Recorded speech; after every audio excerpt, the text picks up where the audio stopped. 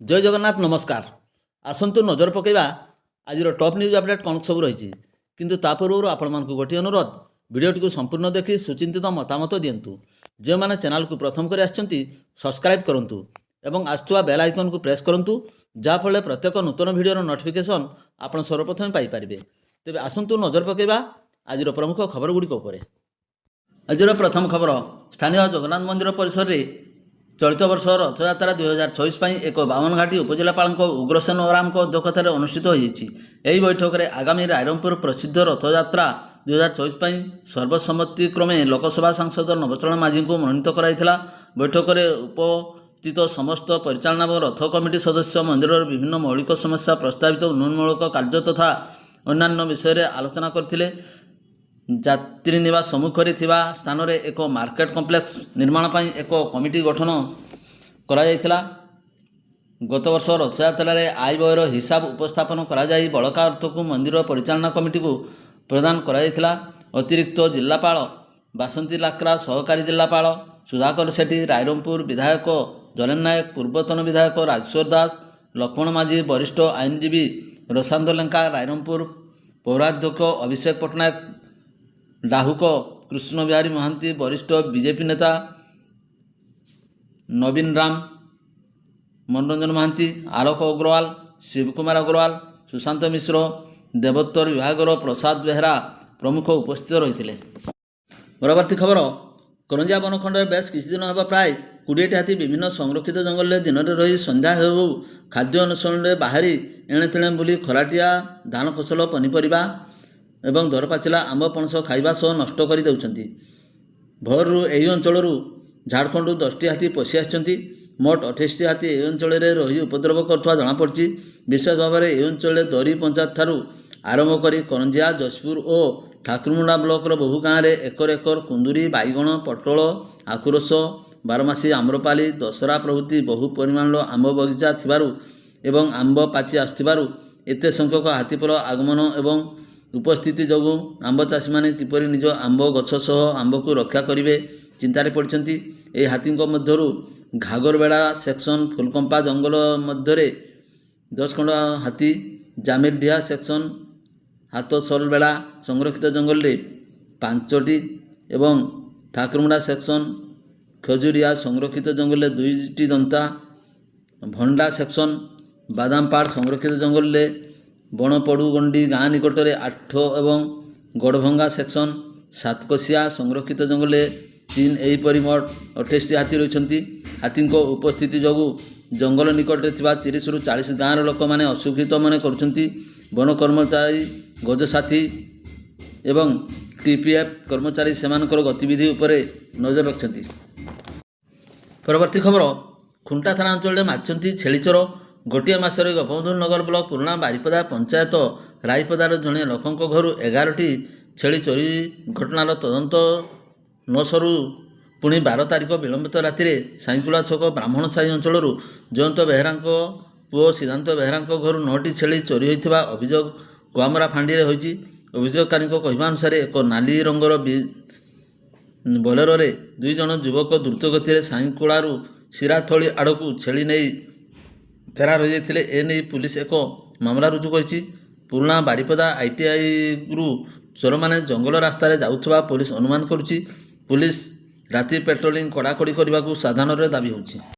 परवर्ती खबर मोरडा ब्लॉक दांतिया महापंचायत बड़जामणी उपकंठ शशसाही ग्राम में जड़े युवक घर भितर फाँसी दे आत्महत्या करथिबा घटना अपमृत्यु मामला रुजु कर शव व्यवच्छेद करछि बेतनड़ी पुलिस। मृतक जनक होउछंती शशसाही ग्रामर मंगलू सिंह पुओ बुधु सिंह बयस 40 वर्ष। परिवार वर्गों सूचना मुताबक बुधवार राति बुधु सिंह घर भितर पशि भितरपटू कबाट झरका बंद कर दे फाँसी लगाई आत्महत्या करथिला। दीर्घ समय धरी कबाट न खोलिबारु परिवार लोक माने मनरे संदेह होइथिला। झरका फाँक दे बुधु बेकर फाँसी दे झुलंत अवस्था थिबार देखि पुलिस को खबर देथिले। पुलिस घटनास्थल में पहुंची सुधा मजिस्ट्रेट सकाळ पर्यंत अपेक्षा करथिले। मजिस्ट्रेट दायित्व थिबा मोरडा तहसीलदार शुभम दास को उपस्थित में पुलिस और परिवार वर्ग कबाट भांगी भीतर को पशिले। झुलंत अवस्था तलकू ओह्लाइबा सहित पंचनामा पर व्यवच्छेद बारिपदा को पठाइला। एने बेतनड़ी थाना एक अपमृत्यु मामला रुजु हो अधिक तदंत जारी रही। परवर्ती खबर ମଧ୍ୟପ୍ରାଚ୍ୟରେ ଲାଗି ରହିଥିବା ଯୁଦ୍ଧ ପରିସ୍ଥିତି ଯୋଗୁଁ ଏବେ ରାଜ୍ୟରେ ତୈଳ ସଙ୍କଟ ସୃଷ୍ଟି ହୋଇଛି।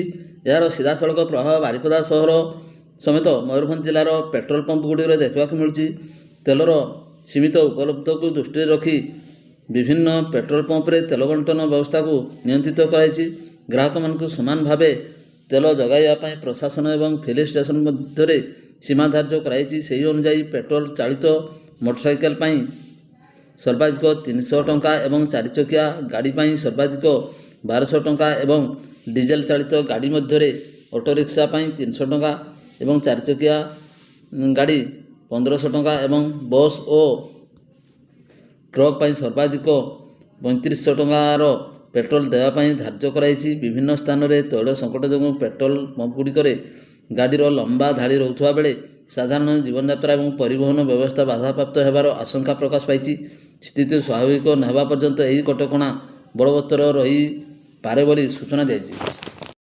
ପରବର୍ତ୍ତୀ ଖବର, ପୁରୁଣିଆ ପଞ୍ଚାୟତର ପଥରାସାହି ଗ୍ରାମ ଜଙ୍ଗଲ ଜମିରେ ଲଗାଯାଇଥିବା ୟୁକାଲିପଟାସ୍ ଏବଂ ଆକାଶିଆ ଗଛ କଟାକୁ ନେଇ ବିବାଦ ସୃଷ୍ଟି ହେବା ସହିତ ଗାଙ୍ଗୱାର ମାଧ୍ୟମରେ ହତ୍ୟା ଧମକ ପାଇଁ ସୋମବାର ବୈଶିଙ୍ଗା ରୋପ୍ସା ରାସ୍ତାରେ ମହୁଲପାଟଣାରେ ଟାୟାର ଜାଳି ରାସ୍ତା ଅବରୋଧ କରାଯାଇଥିଲା।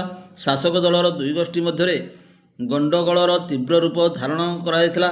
ଏସ୍ଡିପିଓ ମିନତୀ ବିଶ୍ୱାଳ ଘଟଣାସ୍ଥଳରେ ପହଞ୍ଚି ଗ୍ରାମବାସୀମାନଙ୍କୁ ବୁଝାସୁଝା କରିବା ପରେ ରାତି 9ଟାରେ ରାସ୍ତା ଅବରୋଧ ହଟିଥିଲା। ମାତ୍ର ଘଟଣାର 24 ଘଣ୍ଟା ବିତି ଯାଇଥିଲେ ସୁଦ୍ଧା ଉଭୟ ଗୋଷ୍ଠୀର ଅଭିଯୁକ୍ତଙ୍କୁ ଗିରଫ କରାଯାଇପାରିନାହିଁ। ଏସ୍ଡିପିଓ ମିନତୀ ବିଶ୍ୱାଳଙ୍କୁ ଯୋଗାଯୋଗ କରିବା ପରେ ଅଭିଯୁକ୍ତମାନେ ଫେରାର ହୋଇଯାଇଥିବା ପ୍ରକାଶ କରିଥିଲେ। ତେବେ ପଥରାସାହି ଗ୍ରାମବାସୀଙ୍କ କହିବା ଅନୁଯାୟୀ ଘଟଣାର ପୂର୍ବଦିନ ବୈଶିଙ୍ଗା ଥାନାରେ ଏତଲା ଦେଇଥିଲେ ମଧ୍ୟ କୌଣସି କାର୍ଯ୍ୟାନୁଷ୍ଠାନ ନ ହେବା ଯୋଗୁଁ ଏଭଳି ଏକ ସ୍ପର୍ଶକାତରତା ଘଟଣା ଘଟିଥିଲା। ବୈଶିଙ୍ଗା ଥାନା ଅଞ୍ଚଳରେ ଦିନକୁ ଦିନ ଅରାଜକତା ବଢ଼ିବାରେ ଲାଗିଥିବା ଏଭଳି ପରିସ୍ଥିତି ସୃଷ୍ଟି ହେବା ଚିନ୍ତାର ବିଷୟ ବୋଲି ସାଧାରଣରେ ଆଲୋଚନା ହେଉଛି। ପରବର୍ତ୍ତୀ ଖବର, ମୟୂରଭଞ୍ଜ ଜିଲ୍ଲା ବାମନଘାଟି ଉପଖଣ୍ଡ ଜାମଦା ଡାକ୍ତରଖାନାରେ ସ୍ୱାସ୍ଥ୍ୟ ବ୍ୟବସ୍ଥା ବିପର୍ଯ୍ୟସ୍ତ ହୋଇପଡ଼ିଥିବା ଚର୍ଚ୍ଚା ହେଉଛି। ଆବଶ୍ୟକ ଡାକ୍ତର, କର୍ମଚାରୀ ଏବଂ ଯନ୍ତ୍ରପାତି ନଥିବାରୁ ରୋଗୀମାନେ ନାହିଁ ନଥିବାର ଅସୁବିଧା ସମ୍ମୁଖୀନ ହେଉଛନ୍ତି। ବର୍ତ୍ତମାନ ଜାମଦା ଗୋଷ୍ଠୀ ସ୍ୱାସ୍ଥ୍ୟ କେନ୍ଦ୍ରରେ ଶିଶୁ ରୋଗ ବିଶେଷଜ୍ଞ, ଭେଷଜ, ଅସ୍ଥିଶଲ୍ୟ, ସ୍ତ୍ରୀ ରୋଗ, ପ୍ରସୂତି ବିଶେଷଜ୍ଞ, ଦାନ୍ତ ରୋଗ ବିଶେଷଜ୍ଞ ପଦ ଖାଲି ପଡ଼ିଛି। ଫଳରେ ରୋଗୀମାନେ ନାହିଁ ନଥିବାର ଦୁର୍ଦ୍ଦଶାର ଶିକାର ହେଉଛନ୍ତି। ଏହାଛଡ଼ା ଆବଶ୍ୟକ ମହିଳା ସ୍ୱାସ୍ଥ୍ୟକର୍ମୀ, ପୁରୁଷ ସ୍ୱାସ୍ଥ୍ୟକର୍ମୀ ନାହାନ୍ତି। ଅଲ୍ଟ୍ରାସାଉଣ୍ଡ, ଏକ୍ସରେ ଯନ୍ତ୍ର ମଧ୍ୟ ନାହିଁ। ଏସବୁ ଅବ୍ୟବସ୍ଥାର ସୁଧାର ସହ ତୁରନ୍ତ ଡାକ୍ତର ନିଯୁକ୍ତି ପାଇଁ ଝାଡ଼ଖଣ୍ଡ ମୁକ୍ତି ମୋର୍ଚ୍ଚା ବ୍ଲକ ସଭାପତି ଚନ୍ଦ୍ରମୋହନ ପିଙ୍ଗୁଆ, ସମ୍ପାଦକ ଦାମୋଦର ପୂର୍ତ୍ତି, କର୍ମୀଗଣ ଏବଂ ସବଡିଭିଜନାଲ ହସ୍ପିଟାଲ ରାଇରଙ୍ଗପୁର ଉଦ୍ଦେଶ୍ୟରେ ଜାମଦା ଡାକ୍ତରଖାନା ଦାୟିତ୍ୱରେ ଥିବା ମେଡ଼ିକାଲ ଅଫିସର ନିକଟରେ ଦାୟୀପତ୍ର ପ୍ରଦାନ କରିଛନ୍ତି। ପରବର୍ତ୍ତୀ ଖବର, ମୟୂରଭଞ୍ଜ ଜିଲ୍ଲା ମରଡ଼ା ବ୍ଲକ ଭାଲିଆଡ଼ିହା ପଞ୍ଚାୟତ ଅନ୍ତର୍ଗତ ତାଡ଼କି ଗ୍ରାମ ରାସ୍ତା ପାର୍ଶ୍ୱରେ ଥିବା ବୁଦାମୂଳରେ ଜଣେ ଅସହାୟ ବୃଦ୍ଧ ଉଦ୍ଧାର ହେବା ସହ ଡାକ୍ତରଖାନାରେ ଭର୍ତ୍ତି କରାଯାଇଥିବାର ସୂଚନା ମିଳିଛି। ମିଳିଥିବା ଖବର ଅନୁସାରେ ଗତ କିଛିଦିନ ଧରି ଜଣେ ଅପହୃତ ଅସହାୟ ବୃଦ୍ଧ 12 ମାଇଲ ଆଖପାଖ ଅଞ୍ଚଳରେ ଘୁରି ବୁଲୁଥିବା ବେଳେ ତାଡ଼କି ଗ୍ରାମ ରାସ୍ତା ପାର୍ଶ୍ୱରେ ଥିବା ଏକ ବୁଦାମୂଳରେ ଅସହାୟ ଅବସ୍ଥାରେ ପଡ଼ିଥିଲେ। ଏହା ଦେଖି ସ୍ଥାନୀୟ ସାମାଜିକ କର୍ମୀ ଉତ୍ତମ କୁମାର ପାତ୍ର ତାଙ୍କୁ ସେଠାରୁ ସ୍ଥାନୀୟ ଲୋକଙ୍କ ସହଯୋଗରେ ଉଦ୍ଧାର କରି ଆମ୍ବୁଲାନ୍ସରେ ଆଣି ପ୍ରଥମେ କିଶାନତାଣୀ ଡାକ୍ତରଖାନାରେ ଭର୍ତ୍ତି କରିଥିଲେ। ସେଠାରେ ପ୍ରାଥମିକ ଚିକିତ୍ସା କରାଯାଇଥିଲା। ପରେ ବାରିପଦା ଜିଲ୍ଲା ମୁଖ୍ୟ ଡାକ୍ତରଖାନା ନେଇ ଭର୍ତ୍ତି କରାଯାଇଥିଲା। ଉକ୍ତ ବୃଦ୍ଧ ଜଣକ ବାରିପଦା ସଦର ଥାନା ପାଲମଣି ଉପକଣ୍ଠ ହୋଇଥିବା ବେଳେ ତାଙ୍କର ନାମ ସତୀଶ ରଣା ବୋଲି କହିଛନ୍ତି। ବାର୍ଦ୍ଧକ୍ୟଜନିତ ଅସୁସ୍ଥତା, ଅସହାୟତା ଯୋଗୁଁ ତାଙ୍କୁ ଅଲୋଡ଼ା ମନେ କରି ପରିବାର ଲୋକ ତାଙ୍କୁ କୁଆଡ଼େ ରାସ୍ତା କଡ଼ରେ ଛାଡ଼ି ଦେଇଥିଲେ ବୋଲି ସେ କହିଛନ୍ତି। ଏହି ଅସହାୟ ବୃଦ୍ଧଙ୍କୁ ପ୍ରଶାସନ ଥଇଥାନ ପାଇଁ ଉପଯୁକ୍ତ ପଦକ୍ଷେପ ନେବାକୁ ସାଧାରଣରେ ଦାବି ହେଉଛି। ପରବର୍ତ୍ତୀ ଖବର, ଆସନ୍ତା 24 ଘଣ୍ଟାରେ ବର୍ଷା, ବିଜୁଳି ଘଡ଼ଘଡ଼ି ସହ ବର୍ଷା ସମ୍ଭାବନା। କାଳବୈଶାଖୀ ପ୍ରଭାବରେ 50ରୁ 60 କିଲୋମିଟର ଯାଏଁ ପବନ ମଧ୍ୟ ରହିବ। ଏନେଇ 3 ଜିଲ୍ଲାକୁ ଅରେଞ୍ଜ ୱାର୍ଣ୍ଣିଂ ଜାରି କରିଛି ପାଣିପାଗ ବିଭାଗ। ଜିଲ୍ଲାଗୁଡ଼ିକ ହେଲା କେନ୍ଦୁଝର, ଅନୁଗୁଳ ଏବଂ ଢେଙ୍କାନାଳ ଜିଲ୍ଲା। ସେହିପରି 22 ଜିଲ୍ଲାକୁ ୟେଲୋ ୱାର୍ଣ୍ଣିଂ ଜାରି କରିଛି ପାଣିପାଗ ବିଭାଗ। ଜିଲ୍ଲାଗୁଡ଼ିକ ମଧ୍ୟରେ ରହିଛି ବାଲେଶ୍ୱର, ଭଦ୍ରକ, ଯାଜପୁର, କେନ୍ଦ୍ରାପଡ଼ା, କଟକ, ଜଗତସିଂହପୁର, ପୁରୀ, ଖୋର୍ଦ୍ଧା ଏବଂ ନୟାଗଡ଼, ଦେବଗଡ଼, ସୁନ୍ଦରଗଡ଼, ଝାରସୁଗୁଡ଼ା, ବରଗଡ଼, ସୋନପୁର, ବୌଦ୍ଧ, ନୂଆପଡ଼ା, ବଲାଙ୍ଗୀର, କଳାହାଣ୍ଡି, କନ୍ଧମାଳ, ନବରଙ୍ଗପୁର, ସମ୍ବଲପୁର ଏବଂ ମୟୂରଭଞ୍ଜ ଜିଲ୍ଲା। ଏ ସମସ୍ତ ଜିଲ୍ଲାରେ କାଳବୈଶାଖୀ ଜନିତ ପବନରେ ବେଗ ଘଣ୍ଟା ପ୍ରତି 40ରୁ 50 କିଲୋମିଟର ଯାଏଁ ରହିବ। ତେବେ କାଳବୈଶାଖୀ ପ୍ରକୋପ ଆସନ୍ତା 20 ତାରିଖ ଯାଏଁ ଜାରି ରହିବ ବୋଲି ସମ୍ଭାବନା ରହିଛି। ପାଣିପାଗ ବିଜ୍ଞାନ କେନ୍ଦ୍ର ସେପଟେ 24 ଘଣ୍ଟାରେ ବଲାଙ୍ଗୀର ଜିଲ୍ଲାରେ ସର୍ବାଧିକ ତାପମାତ୍ରା 40.3 ଡିଗ୍ରୀ ସେଲସିୟସ୍ ରେକର୍ଡ କରିଛି। ଦକ୍ଷିଣ ପଶ୍ଚିମ ସଂଲଗ୍ନ କେନ୍ଦ୍ରୀୟ ବଙ୍ଗୋପସାଗର ଉପକୂଳରେ ଲଘୁଚାପ କ୍ଷେତ୍ର ରହିଛି, ଯାହାର ପ୍ରଭାବରେ ଦକ୍ଷିଣ ପଶ୍ଚିମ ମୌସୁମୀ ବାୟୁ ଅଗ୍ରସର ହେବ। ଏଥିସହିତ କାଳବୈଶାଖୀ ସ୍ଥିତି ଉପୁଜିପାରେ। ଭିଡ଼ିଓଟିକୁ ଶେଷ ପର୍ଯ୍ୟନ୍ତ ଦେଖିଥିବାରୁ ଆପଣଙ୍କୁ ଅଶେଷ ଅଶେଷ ଧନ୍ୟବାଦ।